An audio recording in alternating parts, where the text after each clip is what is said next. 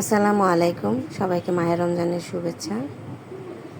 আজকে বাজার থেকে একটি বাঙ্গি কিনে আনছিল। এখন যেহেতু নতুন নতুন বাঙ্গি পাওয়া যাচ্ছে, আর বাঙ্গিটা আসলে একটু কাঁচা কাঁচা ছিল, তাই চিন্তা করলাম এটাকে দিয়ে শরবত বানিয়ে নিই আর আপনাদের সাথেও সেটা শেয়ার করে নিই। বাঙ্গিটা প্রথম কেটে এটা পরিষ্কার করে ছিলে মিলে নিয়ে নিলাম।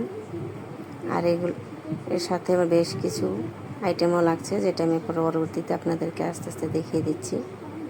বাঙ্গিটাকে একবার ছোটো ছোটো করে কুচি করে নিলাম, আর সাথে নিয়ে নিলাম পুদিনা পাতা।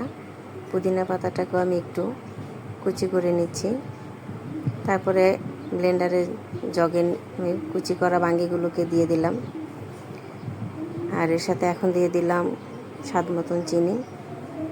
আপনারা মিষ্টিটা আপনাদের পছন্দ মতন দিবেন। আর এখন দিয়ে দিলাম 1 চা চামচ পরিমাণ বিট লবণ, 1/2 চা চামচ পরিমাণ টালা জিরার গুঁড়া, আর 1/2 চা চামচ পরিমাণ গোলমরিচের গুঁড়া। আর এখন দিয়ে দিব টক দই। টক দইটা আমি এখানে 3 টেবিল চামচ পরিমাণ নিয়েছি। আপনারা যে পরিমাণ বাঙ্গি নেবেন সেই আন্দাজে দিয়ে দিবেন। আর এখন দিয়ে দিলাম অর্ধেক পরিমাণ লেবুর রস, যেহেতু এখন লেবুর রস বেশিটা হয় না, আমার লেবু প্রায় অর্ধেকের বেশি লেগে গেছে।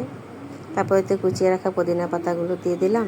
আর এখন দিয়ে দিলাম পানিটা আপনারা চাইলে নর্মালও দিতে পারেন, আবার ফ্রিজে ঠান্ডা পানিও দিতে পারেন। দিয়ে আমি এগুলোকে ব্লেন্ড করে নিলাম। তারপরে এই তো দুটি মগে আমি সাজিয়ে নিচ্ছি। প্রথমে আমি এখানে বরফ কুচি দিয়ে দিলাম, তারপরে দিয়ে দেব শরবতটা ঢেলে। আর এটা ডেকোরেশন বা সাজানোর জন্য আমি এখানে একটু পুদিনা পাতা দিয়ে দিলাম। এই তো আমার হয়ে গেল বাঙ্গির শরবত। আপনারা এটাকে বাঙ্গির লাচ্ছিও বলতে পারেন। যাদের যাদের আমার রেসিপিগুলো ভালো লাগে তারা অবশ্যই লাইক এবং কমেন্ট করবেন এবং আমার পাশে থাকবেন।